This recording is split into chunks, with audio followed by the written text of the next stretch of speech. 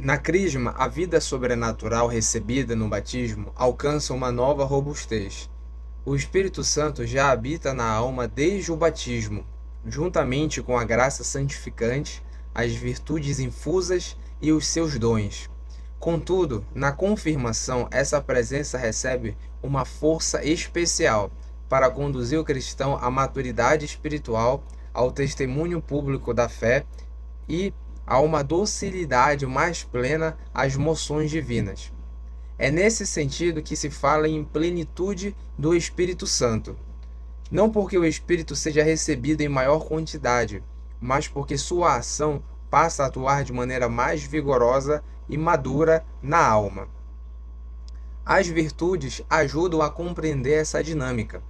As virtudes naturais são adquiridas pela repetição dos atos. Prudência, justiça, fortaleza e temperança podem ser desenvolvidas pelo esforço humano. As virtudes morais, sobrenaturais, embora tenham nomes semelhantes, são infundidas por Deus e ordenam esses mesmos atos ao fim sobrenatural. Acima delas estão as virtudes teologais, fé, esperança e caridade, que têm o próprio Deus como objeto direto. A fé eleva a inteligência, a esperança eleva a vontade em direção à vida eterna, e a caridade une a alma a Deus pelo amor. Por isso, São Paulo afirma que a maior delas é a caridade. A maior destas é a própria caridade. Primeira carta aos Coríntios. Os dons do Espírito Santo não substituem essas virtudes, eles as aperfeiçoam, tornando a alma particularmente dócil ao Espírito Santo. São Tomás de Aquino explica que, pelas virtudes, o homem age sobrenaturalmente segundo uma forma ainda proporcionada ao modo humano de agir. Pelos dons, ele se deixa mover mais diretamente pelo próprio Espírito.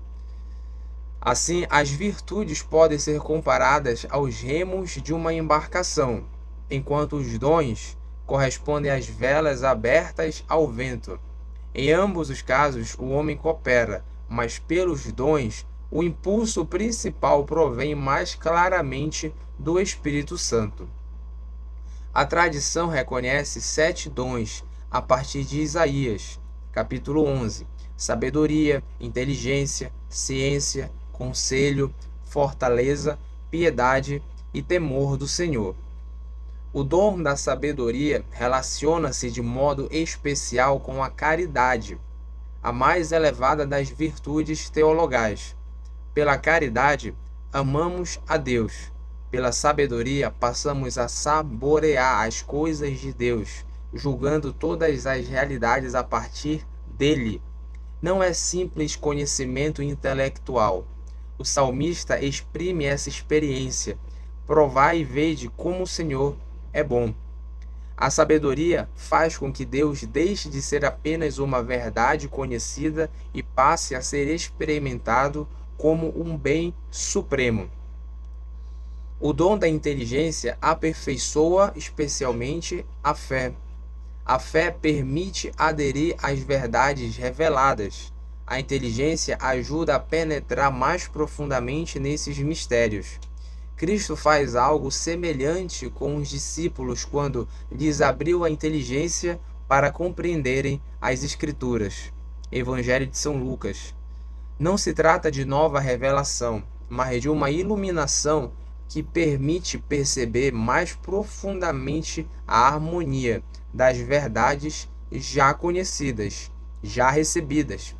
Também ligada à fé está a ciência, pela qual a alma julga corretamente as criaturas em relação ao Criador. O mundo criado deixa de ser visto como fim absoluto e passa a ser reconhecido como caminho para Deus. São Paulo ensina que pelas criaturas podem ser reconhecidos aspectos invisíveis do Criador. Primeira carta aos Romanos. A ciência impede que o homem transforme os bens criados em ídolos e o ensina a utilizá-los segundo sua verdadeira finalidade. O dom do conselho aperfeiçoa a prudência sobrenatural. A prudência permite escolher retamente os meios para o bem. O conselho torna a alma particularmente dócil à direção do Espírito Santo nas situações difíceis. Em Atos dos Apóstolos, São Paulo modifica seu itinerário missionário porque percebe uma orientação divina diferente daquilo que inicialmente planejara. Assim, o conselho não elimina a prudência, ele a aperfeiçoa, permitindo discernir com maior sensibilidade aquilo que Deus pede. O dom da fortaleza aperfeiçoa a virtude sobrenatural da fortaleza. A fortaleza natural permite enfrentar dificuldades humanas. A fortaleza infusa orienta essa coragem para Deus. O dom da fortaleza leva essa capacidade a um nível ainda mais elevado, sustentando a pessoa em provações que ultrapassam sua resistência comum. Santo Estevão, durante o martírio, permanece firme e ainda reza pelos seus perseguidores. Atos dos Apóstolos, capítulo 7. É também o dom característico dos mártires, que perseveram na fé mesmo diante da morte. O dom da piedade aperfeiçoa especialmente a justiça. São Tomás de Aquino ensina que a justiça dá a cada um aquilo que lhe é devido. A piedade eleva esse movimento, fazendo com que a alma trate Deus não apenas como Senhor, mas como Pai, e os homens como irmãos. São Francisco de Sales insiste muito nessa dimensão filial. A verdadeira devoção não consiste apenas em cumprir deveres religiosos, mas em realizá-los com amor. Assim, aquilo que a justiça faria por obrigação, a piedade faz com afeição filial. Por fim, o dom do temor do Senhor relaciona-se principalmente com a esperança e aperfeiçoa também a temperança. Não se trata de medo servil, mas de temor filial, o receio de ofender a Deus porque Ele é amado. A esperança impede o desespero, mas o temor do Senhor impede a presunção. O cristão confia plenamente na misericórdia divina, mas não transforma essa confiança em licença para pecar. Ao mesmo tempo, esse temor ajuda a temperança, porque ordena os apetites sensíveis e afasta a alma daquilo que poderia separá-la de Deus. O temor do Senhor é o princípio da sabedoria. Provérbios, capítulo 9. Temos, portanto, uma verdadeira hierarquia na vida sobrenatural. As virtudes naturais ordenam o homem no plano humano. As virtudes morais sobrenaturais elevam essas mesmas capacidades ao fim sobrenatural. As virtudes teologais são ainda superiores, porque tem Deus diretamente como objeto. E os dons do Espírito Santo aperfeiçoam o modo pelo qual essas virtudes operam, tornando a alma mais dócil à iniciativa divina. Entre as virtudes teologais, a caridade permanece suprema, porque tudo na vida cristã tende finalmente ao amor de Deus. É exatamente esse organismo sobrenatural que recebe particular fortalecimento na crisma. O sacramento não cria novas virtudes, nem novos dons diferentes daqueles recebidos no batismo.